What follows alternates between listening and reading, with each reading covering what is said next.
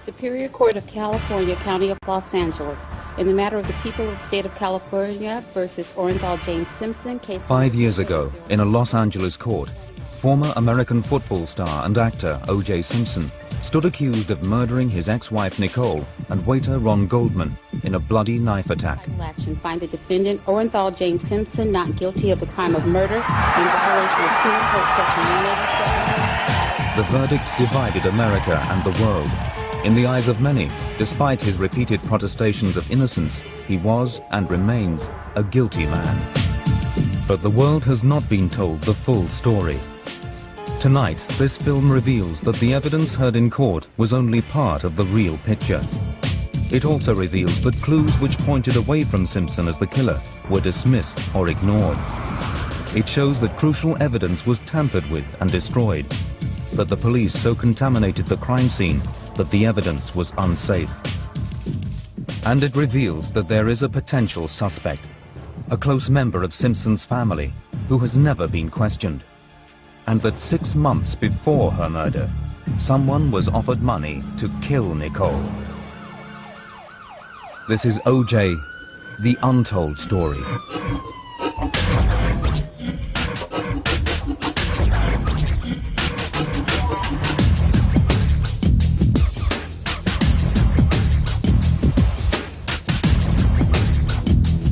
At around 10:30 p.m. on the night of the 12th of June 1994, OJ Simpson was a man without an alibi.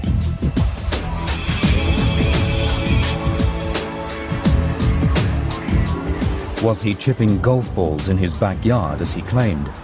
Or was he driving to Nicole's house in a white Ford Bronco to commit a grisly double murder?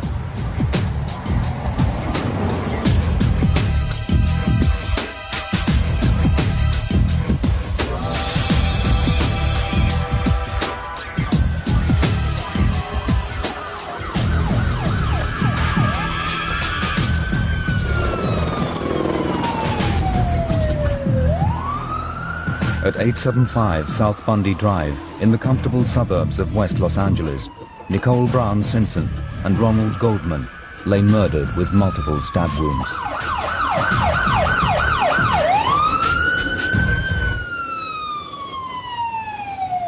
They were discovered shortly after midnight. When I looked at the bodies, this to me was a rage killing. There were numerous apparent slash wounds, stab wounds. They appeared to be all over the bodies. One of the victims had what we call bled out, if you will. The wounds were so severe, and that was Nicole Brown. She was lying on a walkway that angled down towards the street, and the blood was flowing in that direction.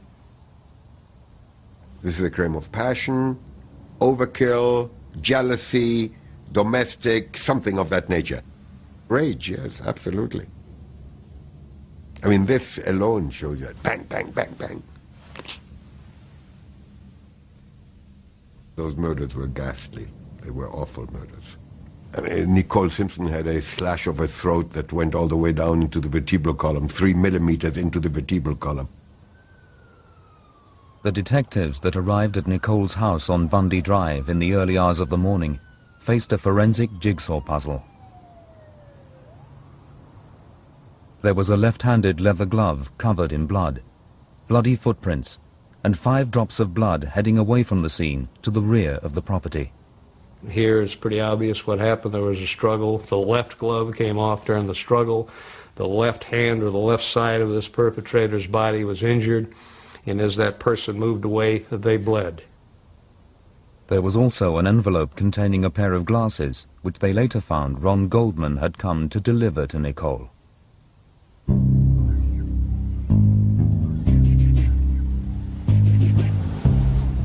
35-year-old Nicole had been divorced from O.J. Simpson for 2 years.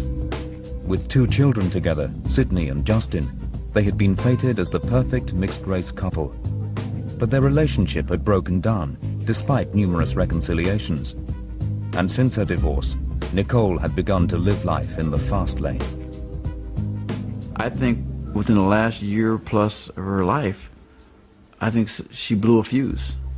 I mean, something happened. And I guess, you know, the drugs would do that, you know. Here she is one moment, a faithful wife, dedicated, you know, loving. And the next, like I said, the rumors you hear, she's doing coke or she's sleeping around, and it was the whole thing, man. It was very sad.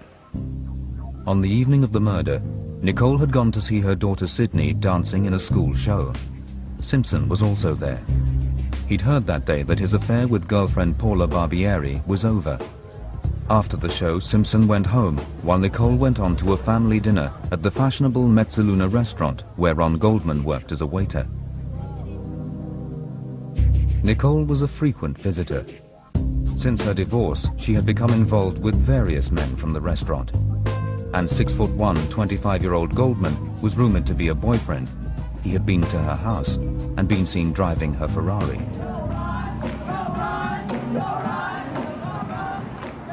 Nicole and the children had returned home by 9:15.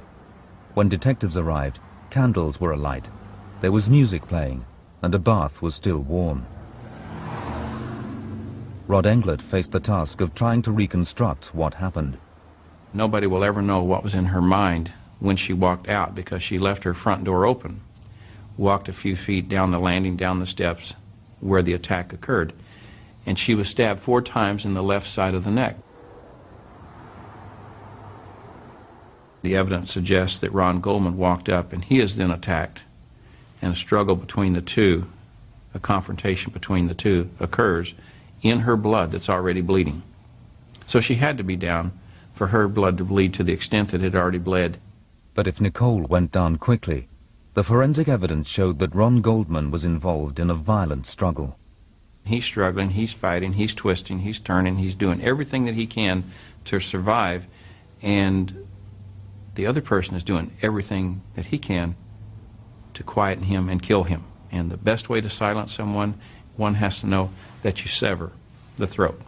And that's a kill. Tom Lang and 3 other detectives then went up to Simpson's house, a 5-minute drive away on Rockingham Avenue.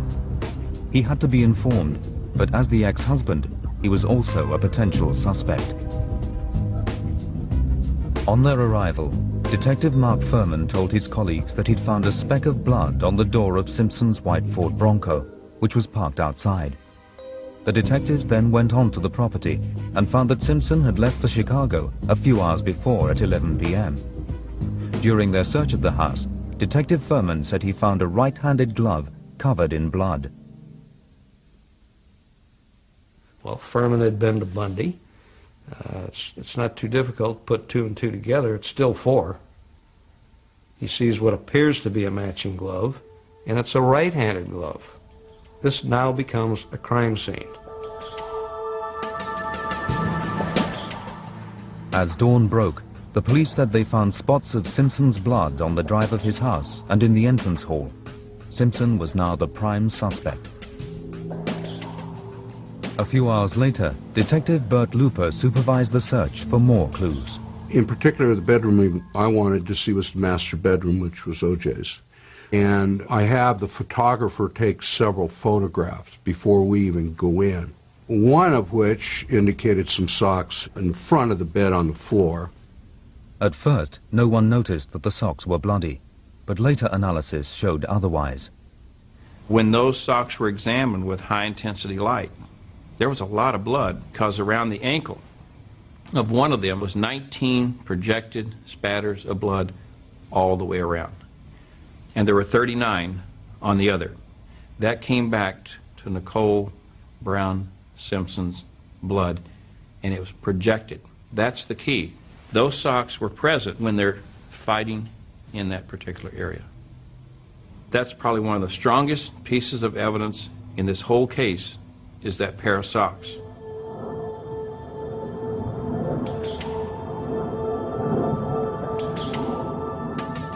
Simpson flew back from Chicago to face a house full of police and a story that was breaking all over the world. The detectives in charge of the case, Tom Lang and partner Phil Van Atta, immediately spotted what they thought was a vital clue. We not only wanted a statement from him an attempt to glean inconsistencies down the road, but his hand was bleeding. And guess which hand? His left hand. OJ, what can you say about this? Back up, please. Get out of the way. Get back here. Well, we have a good shot at getting this evidence, and that hand is no evidence, because we know our killer is probably injured on the left side of their body, and guess what else we have? We have a left-handed glove at the crime scene, and he's got his left finger cut. We got the finger photographed, he cooperated, we also got his blood. And during the interview, you get these inconsistencies that we eventually got.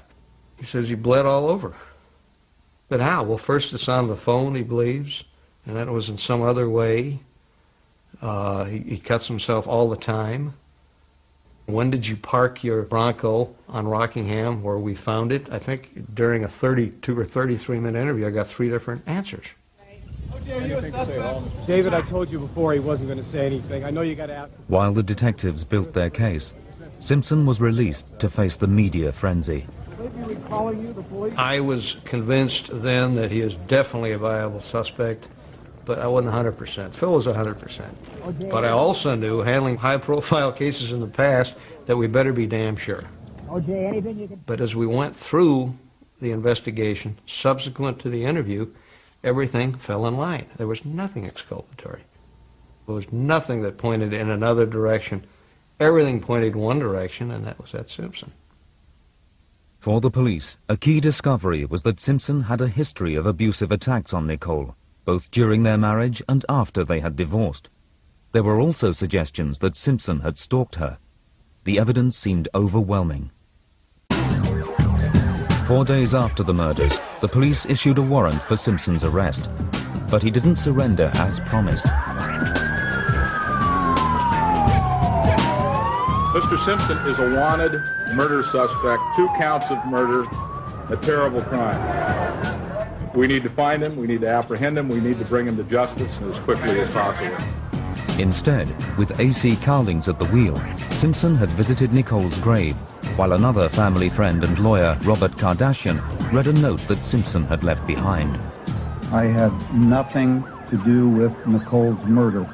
I loved her and always will. I can't go on. No matter what the outcome, people will look and point. I can't take that.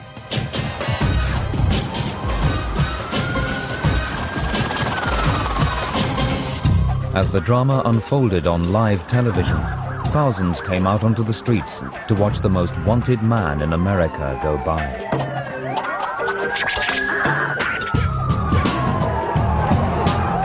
As the Bronco headed back to his house on Rockingham, Simpson held a gun to his head. A SWAT team was called and given their orders. Use your own discretion. You take him down if you have to. Running after the Bronco was 24-year-old Jason, Simpson's son by his first marriage. Shortly after the police dragged Jason away from his father, Simpson gave himself up. In his own words, a depressed, lost man.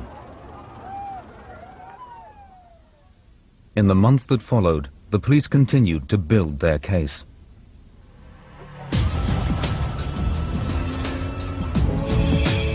They believed that Simpson had driven over to Bundy and had either stalked Nicole or been driven by Goldman's arrival into a fit of jealous rage.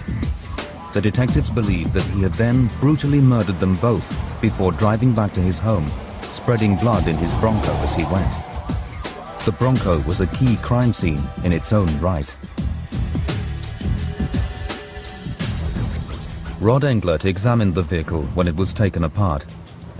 When the detectives approached the white Bronco that was parked outside of the Rockingham Street address, there was a transfer of blood pattern on the Bronco door that was consistent with the bleeding left hand of O.J. Simpson. It's less than a ½ inch wide, a little over a ¼ inch wide. Consistent with when he reaches up and touches that to open the door. And that pattern is also consistent with the pattern on the inside of the door well, where you open the door to get out. The forensic team found Simpson's blood by the driver's door, on the driver's side carpet, on the seats, the instrument panel, and on the steering wheel. But it was the discovery of Nicole Brown's and Ron Goldman's blood, particularly on the center console, that clinched it. For Englert and the team, it appeared to prove that Simpson had been involved in the crime. If there is any doubt in anybody's mind about this person not committing this crime, I mean, then they have a real problem with reality. I need something to point in another direction. I need something substantive that says someone else did or could have done this crime. None of that exists. Absolutely none of that.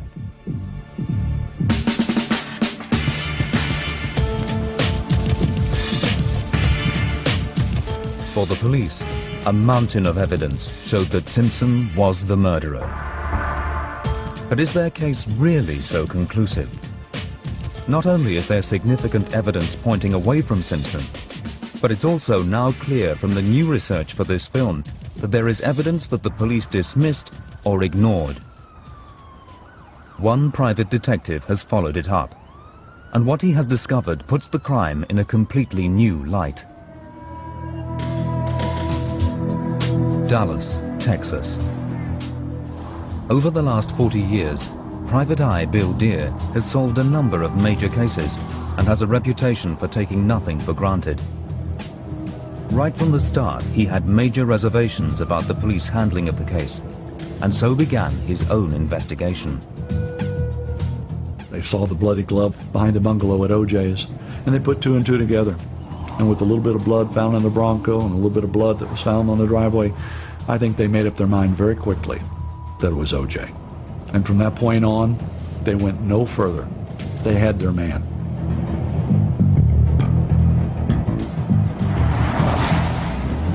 I felt that in my mind, maybe, just maybe, there's something wrong here. Maybe we're not being told the story. Bill talked the case over with colleague Chris Stewart. I can't believe that a guilty man is going to voluntarily go down in the police car, followed by Harold Weitzman, his lawyer, and say to the lawyer, "Lawyer, I don't need you. Just go ahead and sit outside. Go have a cup of coffee. I'll talk to him if I just killed two people." Why would somebody like OJ allow himself to be cross-examined, asked questions, photographed, fingerprinted, everything that they did to him if he was guilty? The case is too comfortable. That's the problem I've got with it. It's too pat. And I told Chris, I said, you know, I've got to know the truth. Bill Deere then went out to Los Angeles to examine the crime scene for himself. This is where her black Jeep was found. The back gate's been changed, the number's been changed, but other than that, this is the way it was when I arrived about 3 weeks after the murders. And that night I came back, posted Chris across the street in a car to watch out and watch for my back, and hiked myself up over the fence. I came down the steps, walked the narrow passageway, up steps, down steps, and there I'm standing there by her door. And I'm looking now, and I still see some blood there. And all of a sudden, I'm looking at what I've been told by the press, that he was hiding behind the bushes, and I'm saying, he can't be hiding behind the bushes. There's a brick wall there, separating one neighbor to the other. There had to be a lot of commotion and a lot of screaming, because these people were fighting for their life. Ron Goldman was a young man fighting for his life. Nicole was young, didn't want to die. Upstairs, you had two minor children. I think that's one of the things that really bothered me all along. I'm a father. I'm a single parent. I could no more picture myself coming here, killing either my ex-wife or whatever, and leaving my two minor children to walk out and see the mother, Nicole, lying there with her head nearly decapitated, and Ron Goldman laying against the fence, bleeding all over the place with his eyes wide open. Nobody, as a parent, could do that. Another thing that was funny, and the people that we talked to, they all said to me, "Did you know that OJ, it bothers him, the sight of blood?" A weapon such as a knife is a weapon of choice. OJ could have done anything other than used a knife if he was afraid of blood. If you're going to use a knife, you're going to be cutting somebody, you're certainly going to see blood.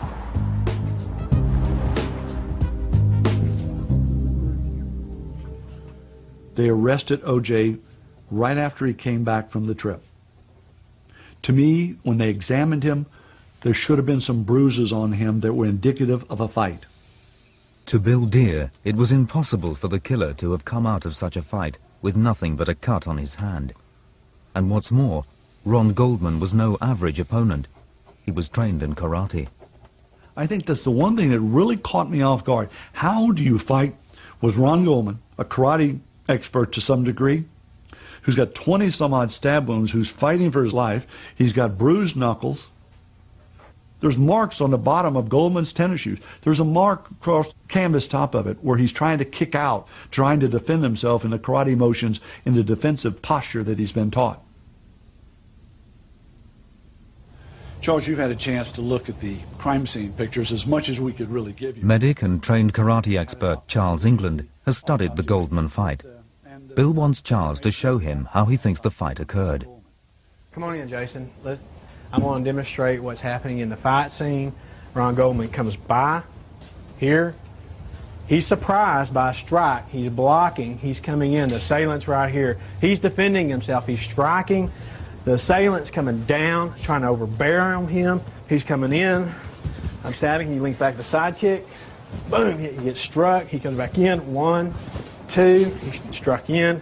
And 3. Would there be any wounds or any marks on your body based on what Goldman has just done to defend himself and protect his life?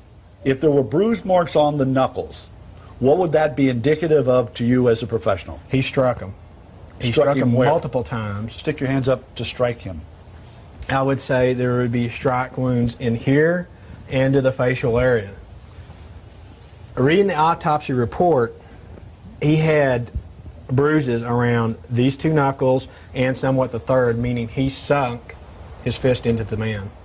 Could I have done this fight without any bruises whatsoever on my body? What would be the least I could walk away from? The least you could walk away from would maybe be a black eye, some bruised ribs, maybe even broken ribs.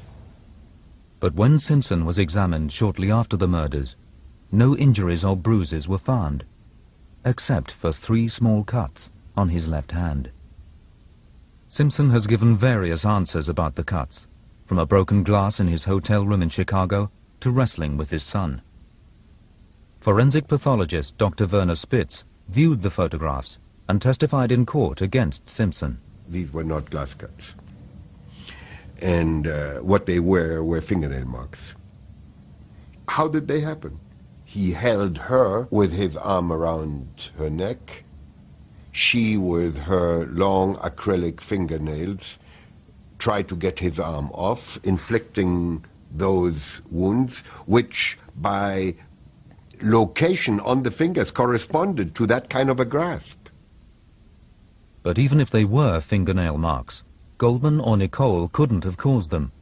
Goldman's nails were too short. And though analysis of Nicole's acrylic nails did show blood, it wasn't Simpson's. It pointed to someone else with a different blood group type B. So Simpson wasn't bruised as expected, and the fingernail evidence pointed away from him. There were more contradictions too. The police and the prosecution were adamant that Simpson had carried out the murder in a spontaneous fit of jealous rage. And yet they also believed that Simpson wore the gloves that had been found, suggesting a premeditated attack. But even this wasn't the most disturbing aspect of the police case. There were serious questions about the reliability of the evidence against Simpson at the crime scenes. One of the world's most respected forensic analysts is Dr. Henry Lee. Acting for the defense, he examined the scenes at first hand.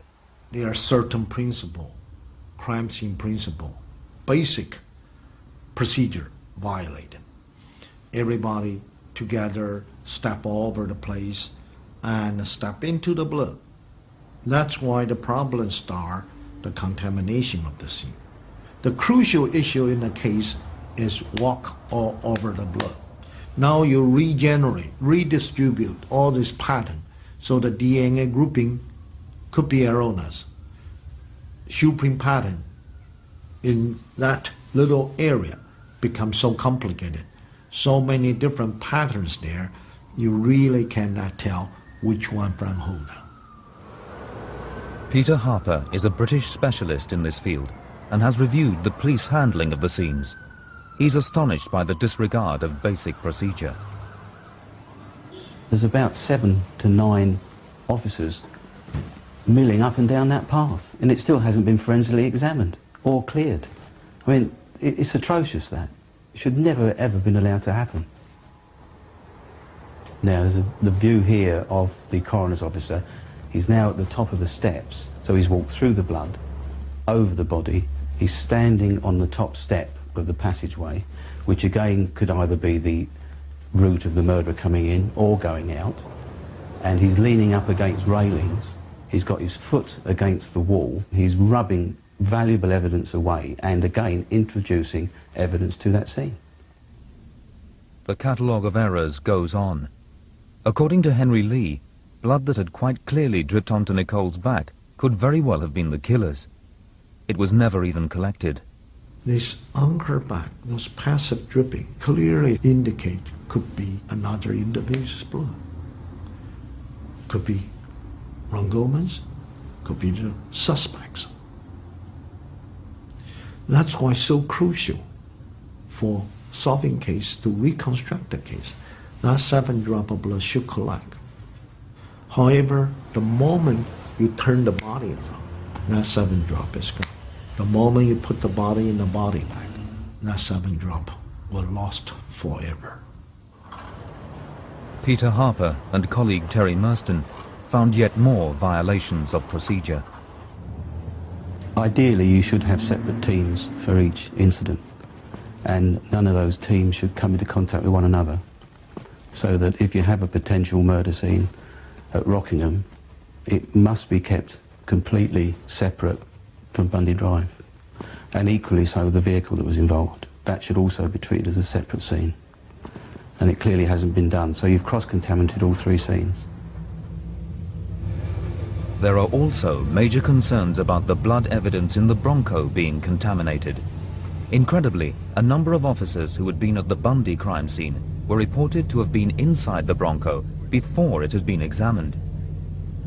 And one of those officers had looked after Nicole's dog, whose blood-stained paws had originally led people to the victims. The fact that he got into the vehicle, it's been proved that he visited the scene, he's contaminated that vehicle. Therefore, all that evidence, it isn't evidence. It's corrupt evidence. There is no validity to that evidence. If you went to the Crown Prosecution Services with that type of evidence, it wouldn't see the light of day. It certainly wouldn't go to court, and it certainly wouldn't see a prosecution.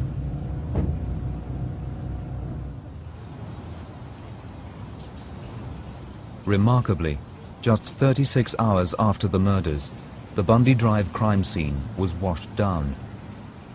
But was this a case of bad police practice? Or was the evidence actively tampered with, or even planted, to help their case against Simpson?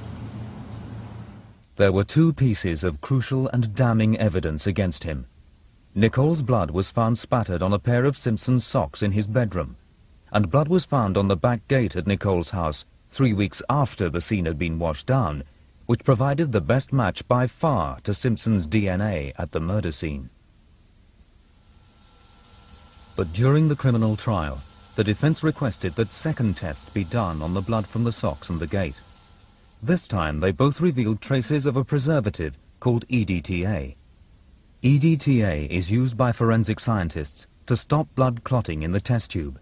It cannot occur naturally in blood.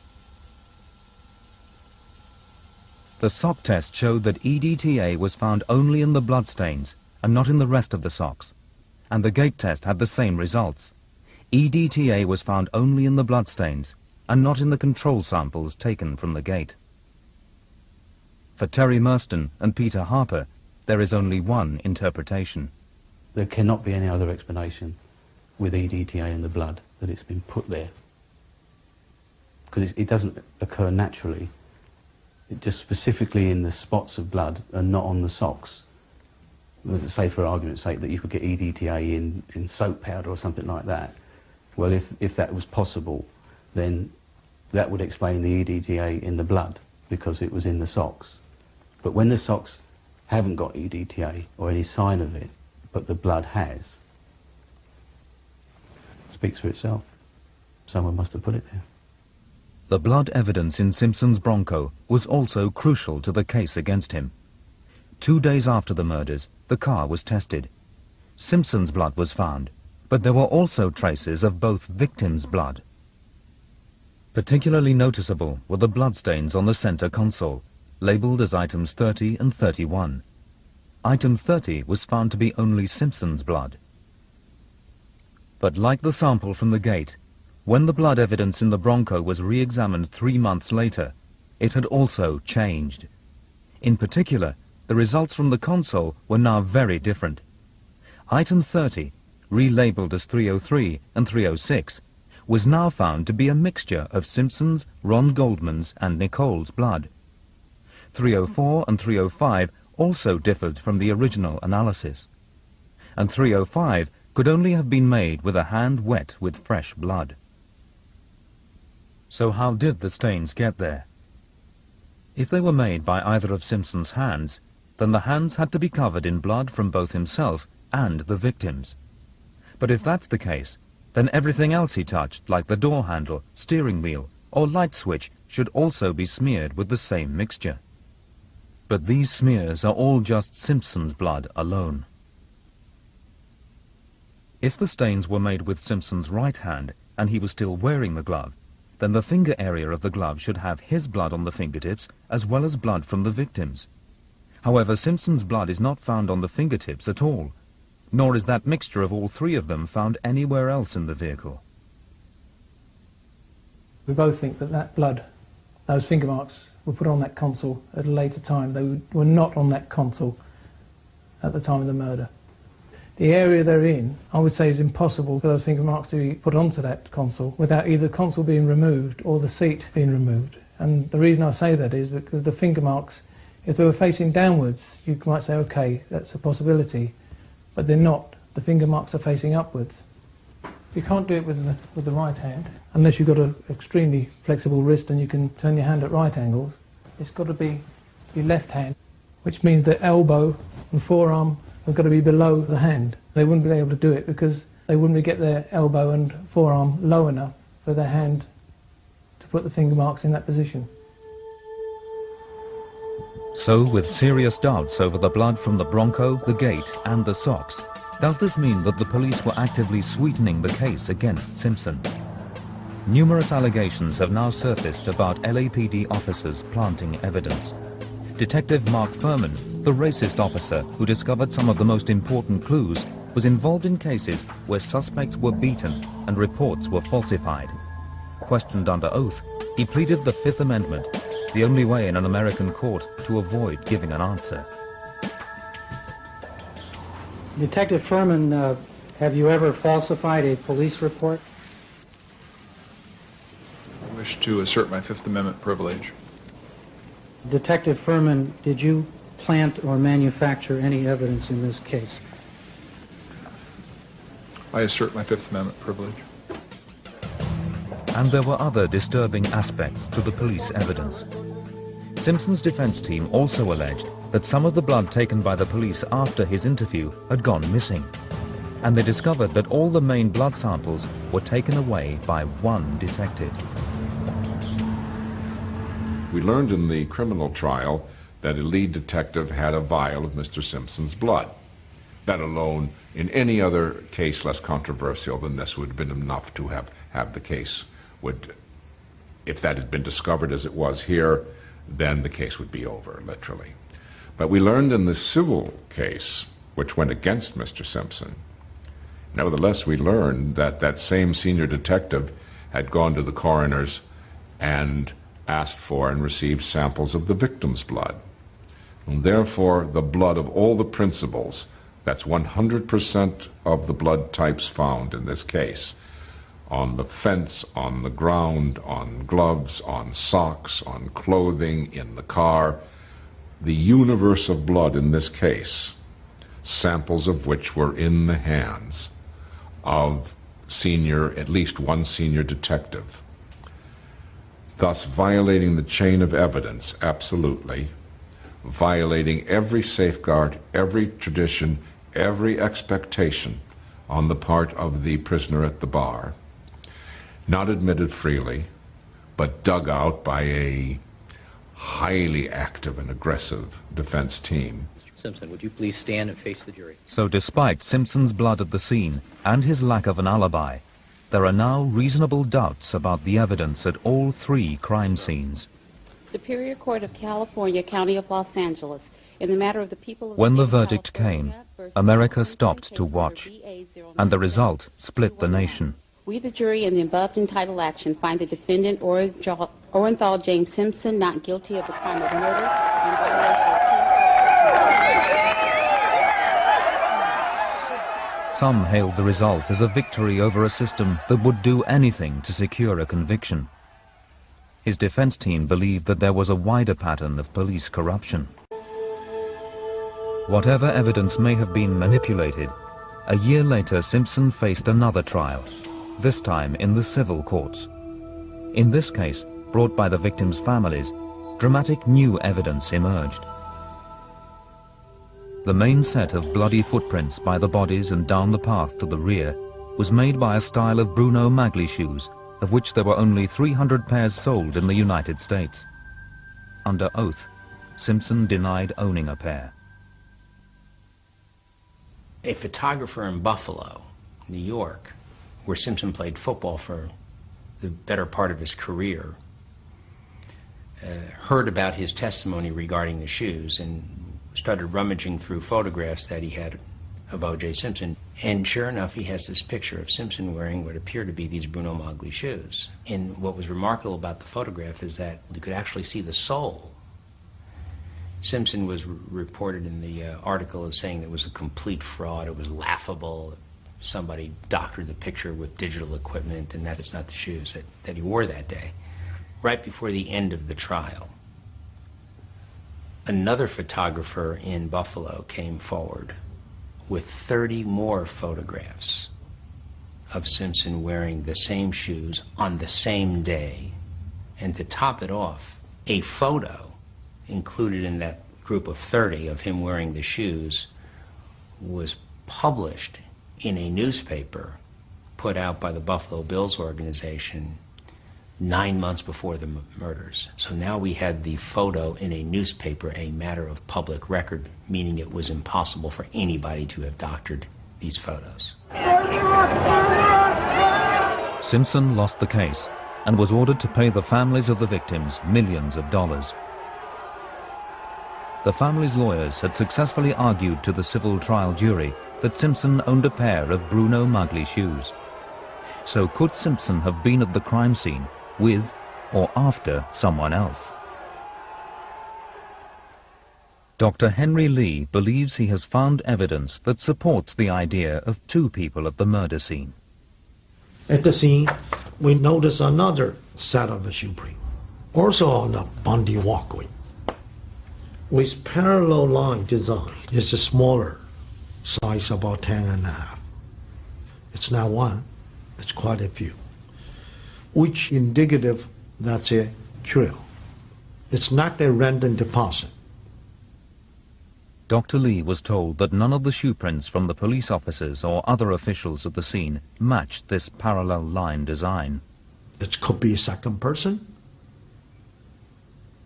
another suspect. That's a possibility. Could be a witness, another possibility. Simpson's defense team also unearthed a 3rd possible shoe print, this time leaving the scene heading on to Bundy Drive. So is there an explanation that makes sense of all this evidence that points away from Simpson as the killer, and yet explains the footprints and the blood at the scene? Private Eye Bill Deere thinks he has some answers, and tonight reveals his findings. From watching the trial, there's no doubt in my mind he came to the crime scene. But to me, he came after the murders. Deere wondered whether anyone else could have caused Simpson to go to the scene. After investigating other possible suspects, he homed in on just one, Simpson's son from his first marriage, Jason. Then I picked up the phone and called my source. I said, find out if there's any record at the police department of Jason Lamar Simpson ever being interviewed by the police department. He said, no, they never interviewed him. I said, what? Are you really telling me they never interviewed him? Never interviewed him. So I said, okay, I've got to look further. I go down to the city, and I look up criminal records. I found that the day of the murders, that Jason Lamar Simpson was on probation. Deere discovered that Jason, a chef, had been put on probation for a violent attack on an employer, Paul Goldberg. He also found that Jason had other convictions, including drunken driving and hit and run. Talk to Ms. Goldberg. Great. What you found out there? Deere and colleague Herman King tracked down Mrs. Goldberg, who witnessed the attack. But she said he worked for us about 3 or 4 months, and one day he called in and said, I can't come in, I'm sick. And then 2 of the other cooks came in and said, hey, I saw Jason at a basketball game. Next day, Jason shows up and said, I'm back to work now. I think I'm going to quit, and I want to be paid for being off, for being sick. And Paul said, no, I'm not going to pay you for being off. You were at a basketball game. He said, you're going to pay me. And said his face started lighting up. Said, you're going to pay me. You owe me. And Paul said, no, I'm not going to pay you, and turned to walk away. And said, all of a sudden, Jason came run up behind him and hit him from the back, and was hitting him from the back, and when he fell down, Jason was stomping him with his foot. Next thing you know, he reached for a knife, one of the kitchen knives or chef knives. And she said the police were called and said Jason was arrested, and the charges were filed. When they went to court, she said that the charges were lowered to a misdemeanor, but he was fined and placed on probation. After many interviews with people who knew Jason, Deere discovered that he had a troubled past and a history of violence. Aged 15, Jason had even attacked a statue of his father with a baseball bat. For Deere, the key question now was whether Jason had a confirmed and convincing alibi. On the night of the murders, 24-year-old Jason was working as a chef at Jackson's restaurant in Beverly Hills. He was known by the people that worked there, and pretty well liked too, if I remember right.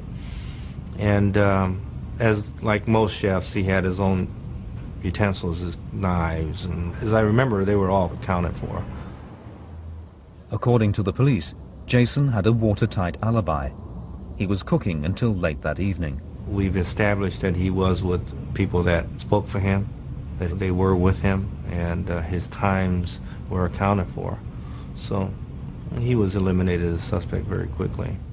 Well, I've always taken a position, you never assume, you always verify. So I went to the restaurant. I then am talking to the waitresses, and I said, I was in on the 5th, I think it was the Sunday before, and I named the date because it was June 12th when Nicole and them were murdered. And I said, you had hardly anybody here. And she said, yeah, we were lucky we had 20, 25 people. We started closing right after July on Sunday, lack of business. Well, all of a sudden my mind's clicking, and I knew then that, hey, something wrong.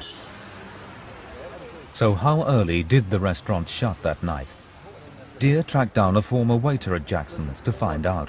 What time do you think they would have shut down if there was no business on June 12th? We're no business like on Sunday. Even now we're a little busy, like 9:30 kitchen starts breaking down. If on Sunday night, June 12th, and there was only 20 to 25 people, then you'd shut down, what, 8:30, 9? 9. You'd leave early. So if the restaurant shut as early as 9, who could give Jason his alibi? Jason himself has given an account of his movements on the night of the murders. He stated that his girlfriend, Jennifer Green, picked him up in his car around 10 to 10:30, and they drove to her apartment. He then dropped her off and went home, where he watched television until 3 in the morning. To verify Jason's story, his girlfriend's testimony would be crucial. Deere tracked her down to a fashion store in West Los Angeles. I located, finally, the girlfriend, Jennifer Green. I said, were you with him on the night of June 12th? Absolutely. She said, well, I was supposed to pick him up at 9:30, so I got there right at 9:30. And he came out and he said, I'll be a few minutes. He came out a little before 9:45. I said, what happened then? She said, well, he came out. I said, was he carrying anything? Oh, yeah, he carries his knives that he takes with him. I said, oh, you're talking about his chef's knives? He said, yes, his chef's knives. And he got into the Jeep, and we drove to my house. We got out and went upstairs to my apartment. I said, till what time? Oh, Mr. Beer, he was with me till after 11 o'clock. The two stories were in direct contradiction to each other. The times were different, and Jason stated that he never went up to her apartment. But Jennifer was adamant. She said, you can verify it from the time clock. You know, his time records will show what time we left. We left about 9:45. It was about a 5-minute drive from Jackson's restaurant to Jennifer's apartment, and a further 15 to 17 minutes to drive to Nicole's house on Bundy Drive. So Jason could have been at the crime scene at around 10:15 that night, which was the earliest the police believed the murders could have occurred. With doubts over Jason's alibi, Bill Deere continued to look into Jason's past, and in particular for a previous girlfriend, Dee Dee. What she said astonished him. Took me a couple years, but I found Dee Dee, and this is what Dee Dee told me. I dated him for quite a period of time. I liked him, but he had a Dr. Jekyll, Mr. Hyde personality. In fact, he tried to kill me. I went home one night, and Jason was mad. I had picked up Chinese food. He threw it at me. And I ran for my life, and he jumped on me, and he had in his hand one of his chef's knives. He took and pinned me there and reached down, and I thought he was going to kill me, but instead he took the knife, and he cut off all my hair. I turn left here. Deere and colleague Herman King found that Jason had a history of disturbed behavior, which began as early as 14, when he overdosed on cocaine. This is where it gets a little hairy.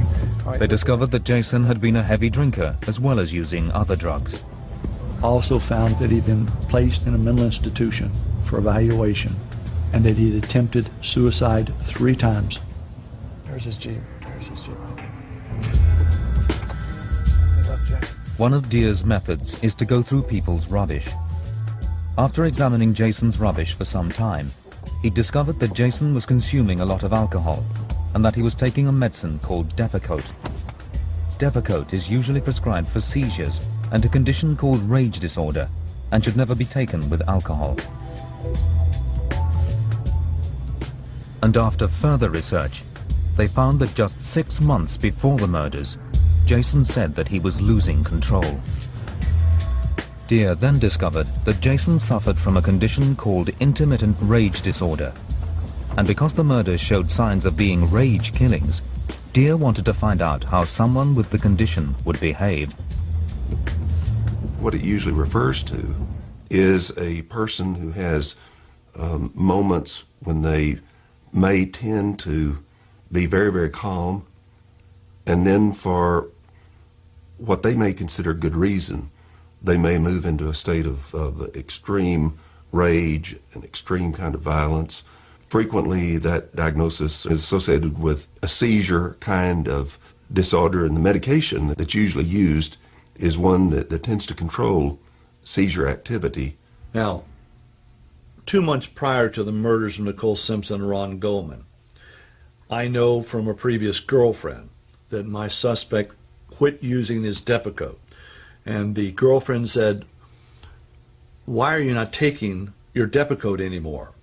And he said, "The stuff is making me feel like shit." What would you think then? If in fact he has seizure activity, then he may be just a walking time bomb.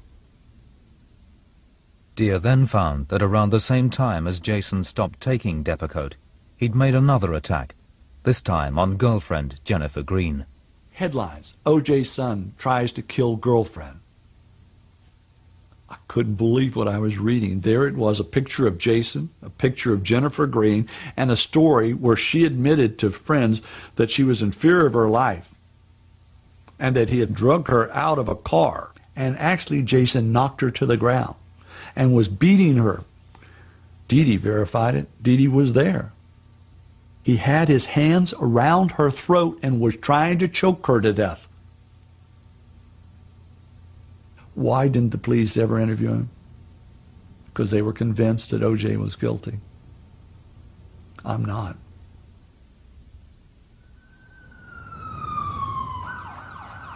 According to the police investigation, Jason had no motive. He was very quickly eliminated. He had alibis. We knew his whereabouts. And of course, you know, we're still looking at the ability to do the crime or the motive, and those things had to fit, and he was just eliminated very quickly, actually. But Bill Deere disagrees.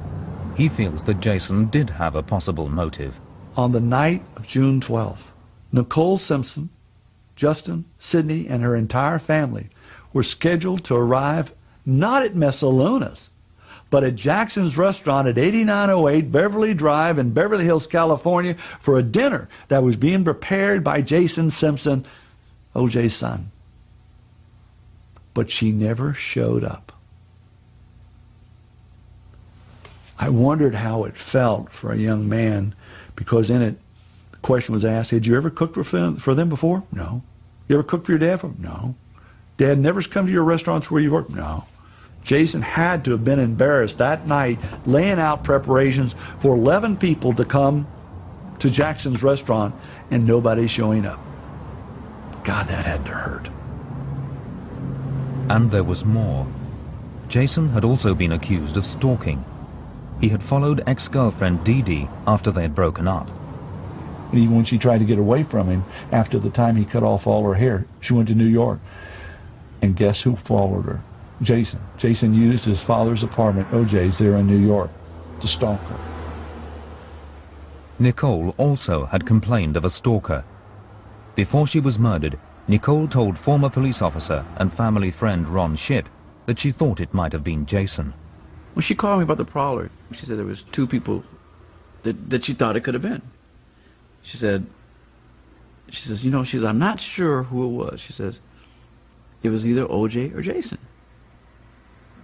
And I'm thinking, you know, here again, I'm thinking to myself, OJ or Jason. Nicole had taken Jason out to various nightclubs. Could he have become infatuated with her? I mean, you got this guy, she's taking him out dancing all the time, and they're having a great times, but yeah, that's always a possibility.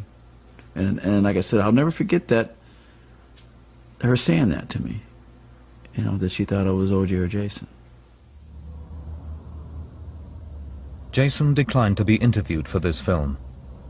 Currently, the evidence that links him to the crime is circumstantial, and there is no proof of his involvement. The police failed to examine the inconsistencies in Jason's story. But there was also another major line of inquiry that the authorities believing that Simpson was the sole suspect. They also dismissed the leads provided by Nicole and Simpson's other life, involving sex and drugs, which might have provided another motive for the murders. This case is in the West End, or West LA, or West Hollywood. Drug usage is like tea, it's like coffee. So the drug issue was there, no question about that. And the rage of the way the homicide took place could also lead a reasonable person to conclude that it's got to be somebody crazy to do something like that. During the year before her death, Nicole and her friends were moving in drug-related circles. Mezzaluna's restaurant was widely rumored to be a place to buy drugs, and Ron Goldman was alleged to sell them. What's more, just a year before the murders, Goldman's friend and nightclub owner Brett Cantor was killed in a similar savage knife attack. And other waiters working for the Mezzaluna chain were murdered or went missing within 18 months. Simpson was also known to take cocaine. So could his or Nicole's involvement with drugs provide an explanation for the murders? Author Donald Freed believes it may shed light on Simpson's presence at the crime scene and his strange behavior. I think this is a drugs murder. I think Mr. Simpson knows basically who did it. I think his guilt is based not on what he did, but on what he did not do. I believe he feels he may have left his children as hostages to fortune. He says that he will never forgive himself for not having followed the advice of a friend of Miss Brown's who had said, get your ex-wife and your children out of here. There was something wrong. I think he hints broadly at the context of the murder. What he does not say, and what keeps him from ever clearing his name, perhaps, is that to really clear his name, he would have to speak of what he knew, and that involves drugs and all sorts of things that perhaps are more painful almost than being wrongfully accused of murder. And from this murky world of drugs, there was a major lead which even the police wanted to investigate further. But the district attorney's office dismissed it as pure fabrication. Just 5 weeks after the murders, a story surfaced which showed that Nicole was being stalked by someone else. Police in Newport Beach, just south of Los Angeles, sent out a press release. It stated that they had convicted a man who had stolen the car of Simpson's then-girlfriend, Paula Barbieri. When they arrested the man, named Bill Waz, they also discovered that he had a notebook detailing surveillance on Nicole. So if Nicole was being stalked, could this be part of a conspiracy that led to her murder? Whoa, this is interesting. I mean, I can remember the thrill, the adrenaline was rushing through the entire press corps that day when all of a sudden it came out. Somebody was stalking Nicole Brown Simpson in December, and he's in jail with a diary, and one of the reasons he's in jail is for stealing Paula Barbieri's truck. Whoa, a lot of coincidences here, a lot of interest. CNN raced to get the news story. Why did they hire you to follow Nicole? They wanted to know who she was seeing, who she was meeting. Who hired you? Could you tell me? You don't want to tell me? I can't tell you yet. That's pushing it. You know, I have my life too, you know. It's not much, but it's all I got. The Los Angeles police took Waz's story seriously too. They sent one of their most experienced murder detectives on the case to Calipatria prison to check it out.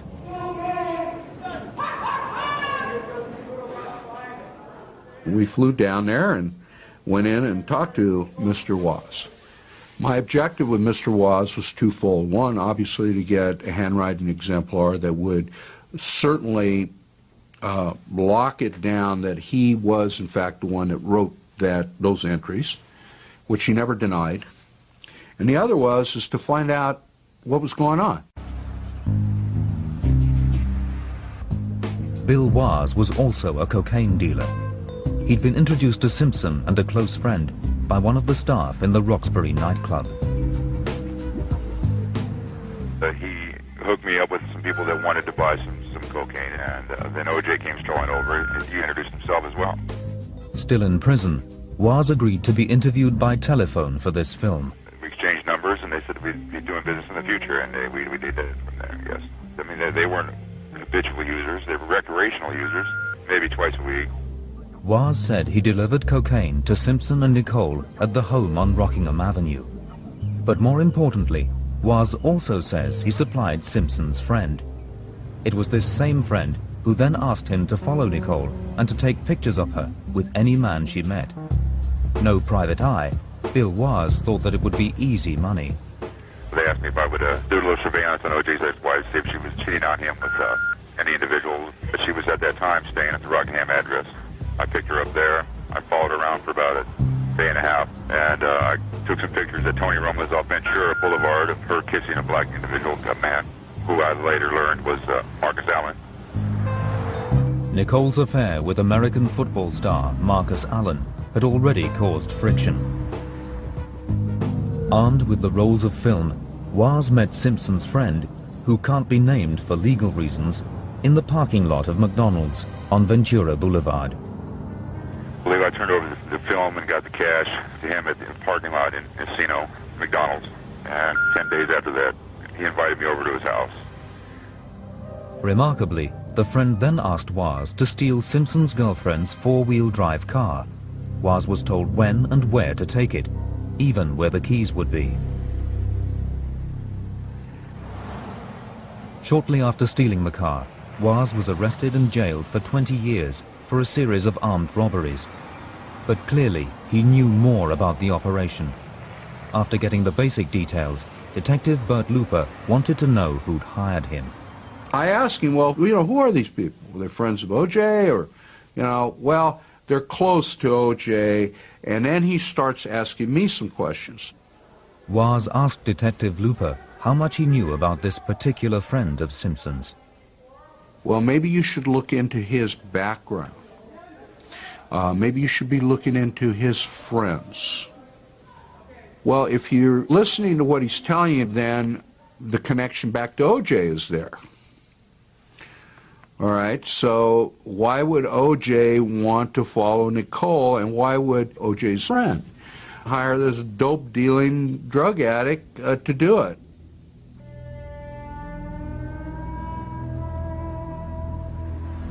So with this information, I go back to the police department and I said, look, Tom, this guy's righteous. He's telling me the truth. He admits to writing this stuff. We got the handwriting exemplar and it solidifies that. This was way before the murder occurred. I think that this guy can lead us to a contract killing, and we can go after more than one person here. And I don't remember if it was Phil or Tom who said, hey, they're not going to follow it up, forget it. That's coming from the DA's office. That isn't coming from two investigators who know that this is a good clue or a good direction to follow. For the prosecution, Waz's story didn't fit with the notion of Simpson as the jealous husband and lone killer. Just 2 months after the murders, and before the court case had even begun, the investigation was dropped. While we're all running around trying to get some answers to this, we're told by both sides, another one of those cranks. Guys, don't worry about it. That notebook was made up in prison. It's a forgery. It's a fake. Forget about it. Go on. So, and I'm ashamed to say I was one of the people at the middle of the press corps at that time. And because we had so many things coming and going like that, I'm embarrassed to say I believed them, since both sides put it out so categorically, and it made sense. Another criminal trying to make money off of the OJ Simpson case. But 4 years later, Joe Bosco discovered that the Waz notebook was not a forgery as he had been told. He then tracked Waz down to interview him. Still in prison, Waz told him the full story. Waz explained that 10 days after handing over the photographs, he had been asked by Simpson's same friend to a meeting for a new assignment. It was venerating rage, how much she caused OJ, how she talked too much about business ventures, her sleeping with a lot of his friends. It would be safe to say that she kind of pushed the envelope a little bit there. So. But tonight, he also reveals that Simpson's friend then hired him as a hitman to kill Nicole. Basically made the proposition, wanted me to take a certain gun, which he had, which I did not take, and asked me if I would do her for, get rid of her for 15 grand. And I semi-accepted the responsibility to do the deed. But Waz suspected that if he killed Nicole, he would be set up as the fall guy. I believe that they'd have had me done the deed, either A, framed me for it, or B, killed me on the spot and placed me as some kind of psycho stalker of OJ's women or something, who knows. But I already saw that coming, sort of, so that's why I never even intended to do the deed.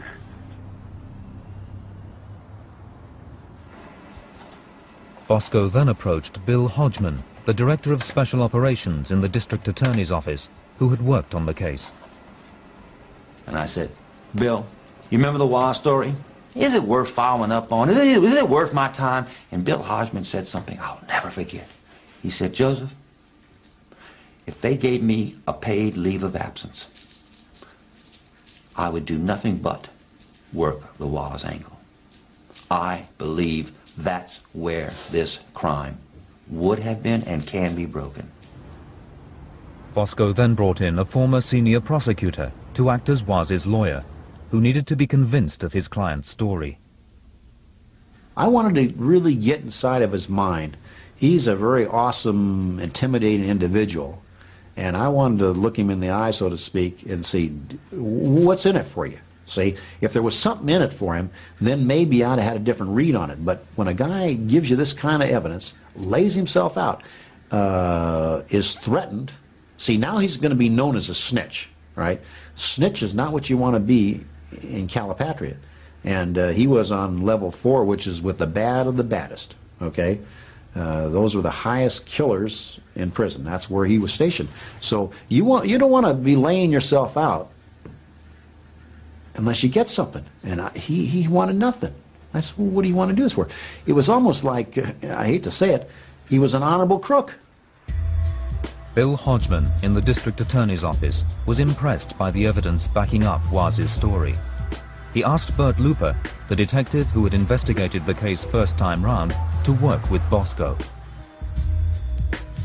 They began to look into Simpson's friend. Looper and Bosco discovered that the friend had connections to other illegal activities. They found that Nicole may have become indiscreet about these criminal enterprises, and that she might have been killed to keep her quiet.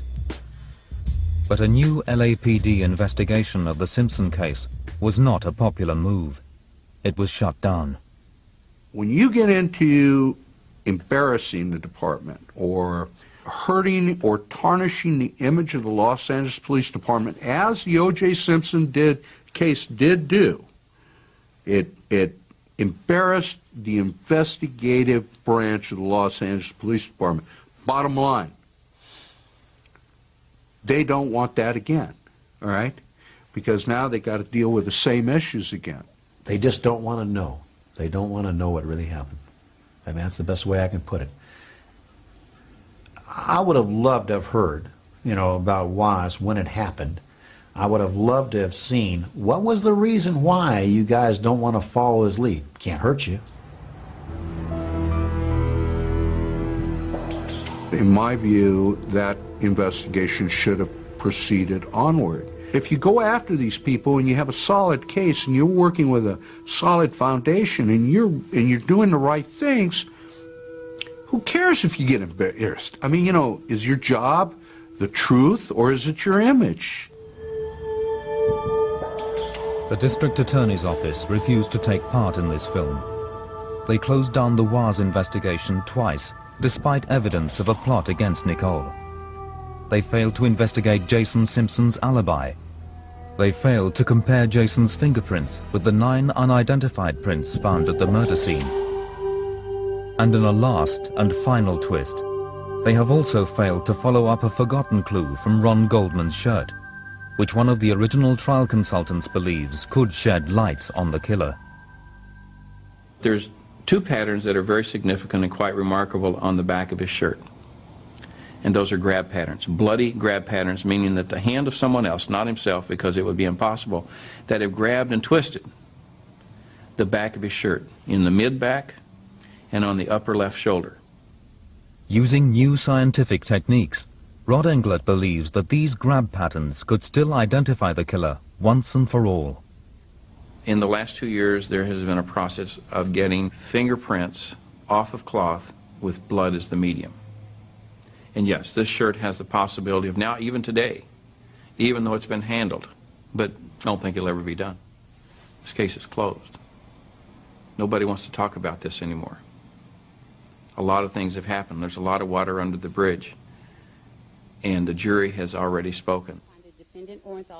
5 years on, is it possible that the case could be reopened?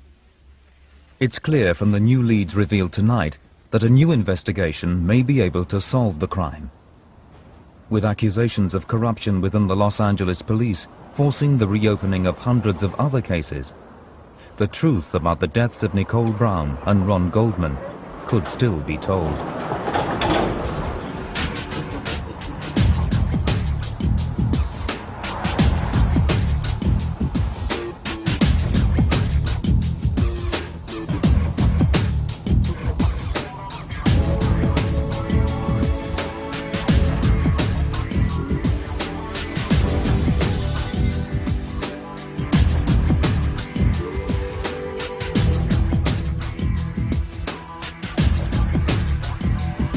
OJ Simpson was asked to discuss the issues raised in this program. He has declined to do so.